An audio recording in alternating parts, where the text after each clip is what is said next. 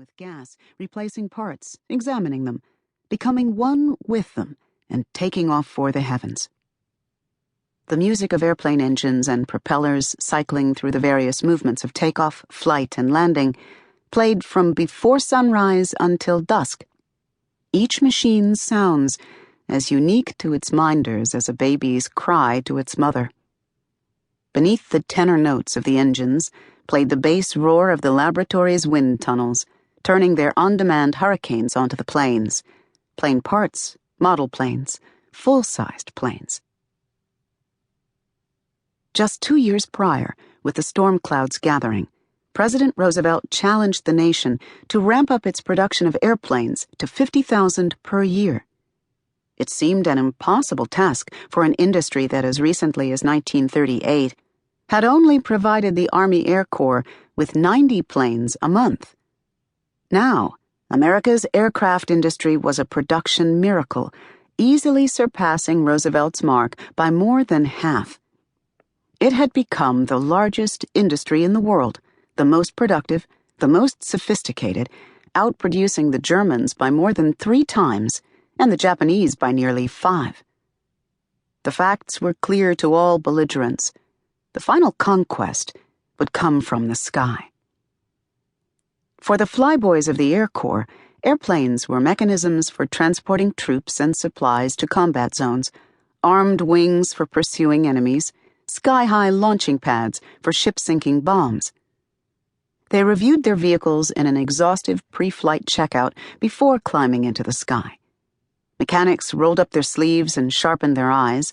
A broken piston, an improperly locked shoulder harness, a faulty fuel tank light, any one of these could cost lives.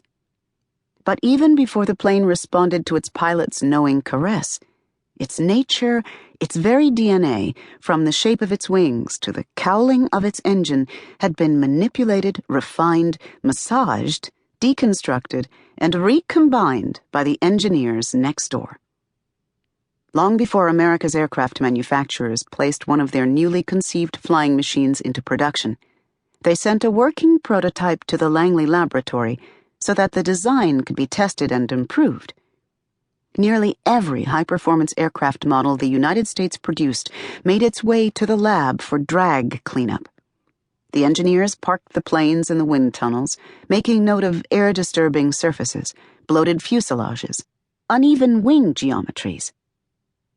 As prudent and thorough as old family doctors, they examined every aspect of the air flowing over the plane, making careful note of the vital signs. NACA test pilots, sometimes with an engineer riding shotgun, took the plane for a flight. Did it roll unexpectedly? Did it stall? Was it hard to maneuver, resisting the pilot like a shopping cart with a bad wheel?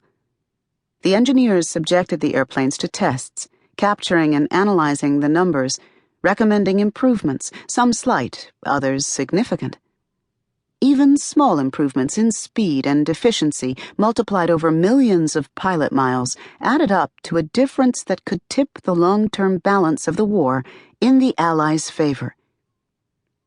Victory through air power, Henry Reed, engineer in charge of the Langley Laboratory, crooned to his employees.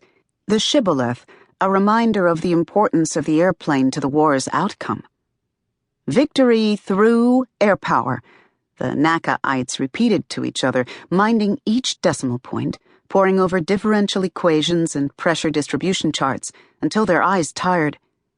In the battle of research, victory would be theirs.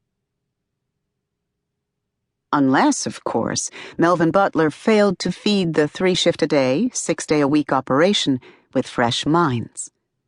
The engineers were one thing, but each engineer required the support of a number of others. Craftsmen to build the airplane models tested in the tunnels, mechanics to maintain the tunnels, and nimble number crunchers to process the numerical deluge that issued from the research. Lift and drag, friction and flow. What was a plane but a bundle of physics? Physics, of course, meant math, and math meant mathematicians. And since the middle of the last decade, mathematicians had meant women. Langley's first female computing pool, started in 1935, had caused an up